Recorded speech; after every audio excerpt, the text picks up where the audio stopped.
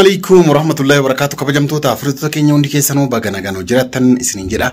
Naga jirtanii fayyaa keessanii isiniin jedha. Kabajamtoota furtuuta keenya guyyaa har'aa viidiyoo ajaa'ibaa tokko qabadhee isiniif dhiyaachuuf deema. Yoo rabbi namni keessachaadha. Viidiyoo ajaa'ibaa tokko qabadhee isiniif dhiyaachuuf deema. Viidiyoon kun maal yoo jettan waan koo ni beektanii jechaadha.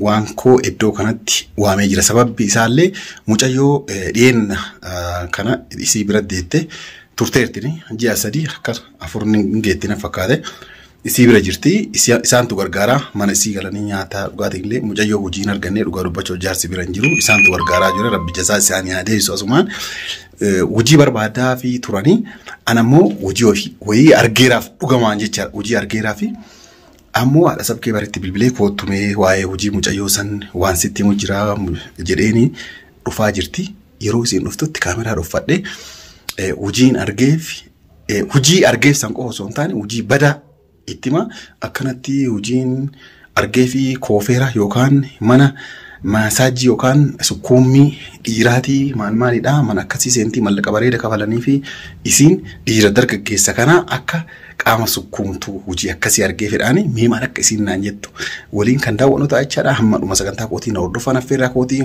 hojii arge kanallee yoo waltaanii jechaadha an argeefi jira yoo irraa walii galan kan seentu kan mucayyoo seensisu ta'a jechaadha kana hanga dhuma sagantaa kootii na hordofan affeerraa kootii yeroo isiin dhuftetti kaameraa kee dhuffadhe piraank ajaa'iba irra dalaguuf deema hanga dhuma sagantaa kootii na hordofan affeerraa kootii.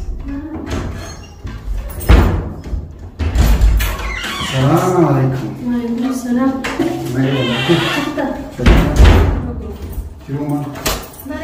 Sen tagres. Kan. Naguan tan. Iya. Sebentar. Aye. Akan. Nah. Bareda ka.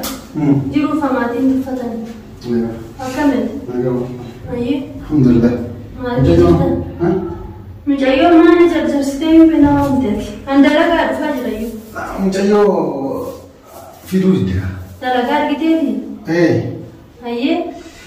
Akkasa dalagaa bareedduu argeefi? Ayyee eessa naannoo kameeyanii hin beektamti illee mucayyoon illee haarawaa.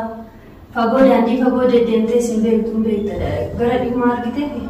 Dalagaa bareedduu argeefi goma dubbachuudhaaf wanni mucayyoo iyyuu wanni si waameef sila haati dhimmaa isiidhaan wanni mucayyoo dhiisee si waamee fi haa mucayyoo amansiistuuf maaliif mucayyoo hojii na barbaadaa jettee atillee barbaadettee garanatti ninnaa kaan kanatti ninnaa dallaa kanatti ninnaa waan tokko godhuu hin dandeenye ammoo hojii arge mucayyoo of amansiistee erga hojii barbaadan hojii argame sanitti onneedhaan seenu onnee lamaan waan akkasii ofitti amantummaa qabaachuu nama barbaachisa. Onnee lamaan seentiree abdiin agartaan itti mucayyoon kun nama qabdu waan qabdu hojii immoo yaani waan filatu takka illee jiru kabeektee maaliif yoo jette hojii xiqqaattus daa'ima ishiitiif waan waa gootuun waama xiqqoo sammuu ishiitiif illee ta'u jedhee ani sitti hime maal hojii filannoo barbaachisaadha hojii yaani hojii salphaa kana nama kun qaba afaan hin beekne malee hojii kamiyyuu maashaallah jira. Rakkoon bara hojii dandeettii dadhabdee miti bara.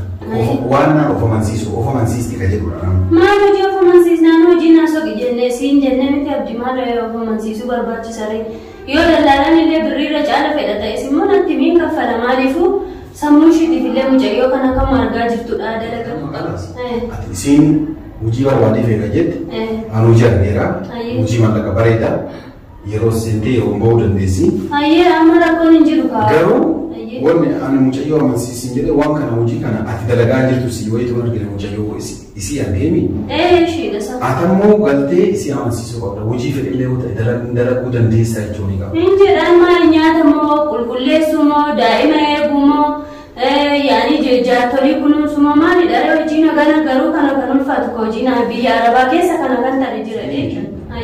Waan osoo nyaata ta'e koottumee hojii mucayyoo sanii argee jira jedheeti haa ati mucayyoo amansiistuu fi wanni si waamu hin jiru.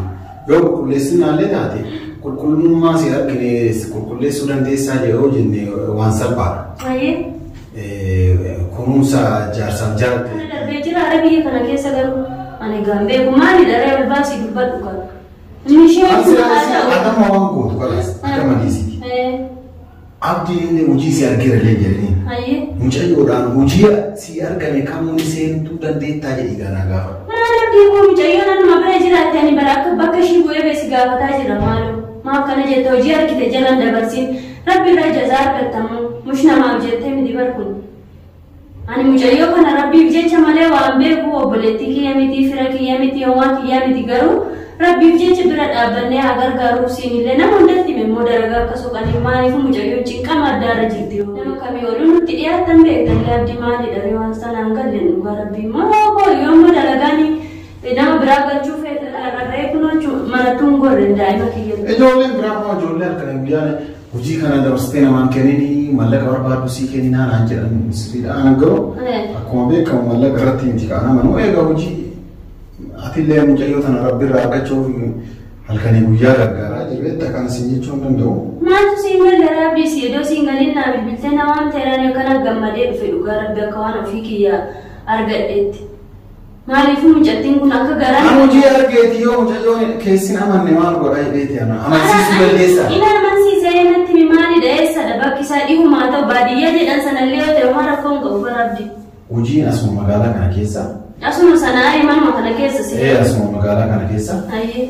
Hojiin ammoo sukkuumaa jecha dargaggeessa kana sukkuumti. Iddoo shaaworii bishaan oowwaa itti dhiqatantu jira. Iddoo sanitti dargaggeessa sukkuumticha qaama isaanii kanas sukkuumtii baanziliinii yoo isaan uffatanii kan ammallee deemtee sukkuumtii sukkuumaa walumaa galatti miiseejiisa jedhama. Kana maalati kana na agartee abdii adaraa rabbi si uume kana. Siima kana dalagaa mucayyuma kanaafu kana dalagaa natti agartee fadaraa rabbi. Maali boo maali rabbii kana fudhatti sodaattu. Keet maali jechuun ati birrii argamuu nyaatu namni nama ofiitiif hojii kana hawa nama keetiif miti nama kamiif hojiin kun hawa maadaraa rabbi akkamitti waliin meeshaa jibboo. Kun nakkaaruma jibbaa kun nama keenya raamaan jibbitan nan qabu.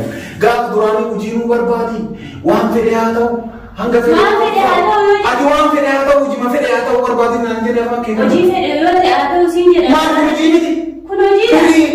Nama qaama sukkuumtee birrii argachuun hojii miti? Biyya eessaatti kun hojii ta'e adaraa rabbi obboleessa kiyya.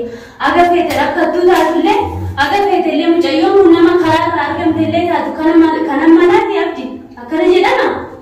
Rabbiin isa dabarsee nama kennee akka nama qalanii kan nama goosisu mishwaara gubbaarratti huban kan akka keessanii kanadha dhugaa waaqaa akkamitti kana nu hawwitaatime akkamitti mucayyoo miskiina kana mucayyoo ijaan ofii keetii argitee beektuun kana hawwita adaraa rabbiin.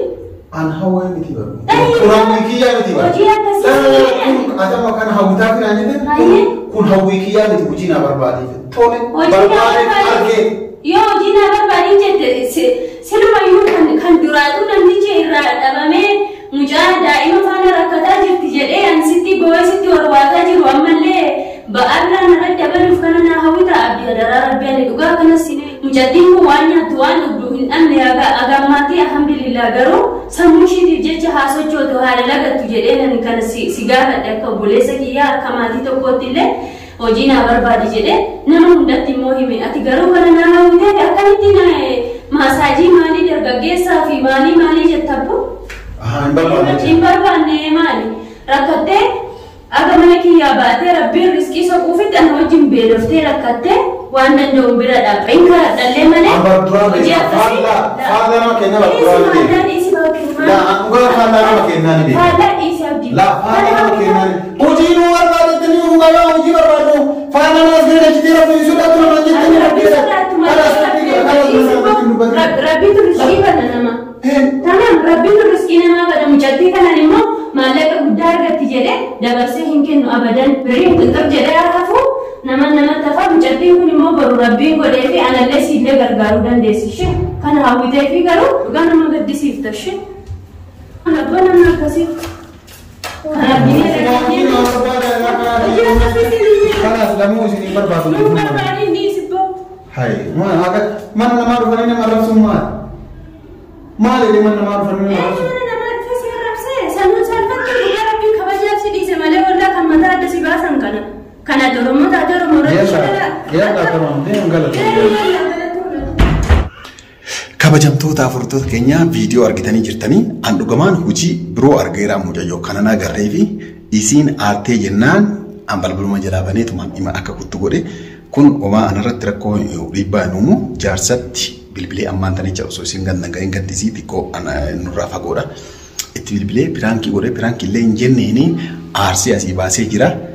Jedhaani inuu yoo danda'ame piraankii biraa achitti kaameraa dhossee balbala cufatee kaameraa dhossee akka inni eegu taasisaa waa'ee hiyya maal akka ittiin tolchaadha. Inni laallachaadha.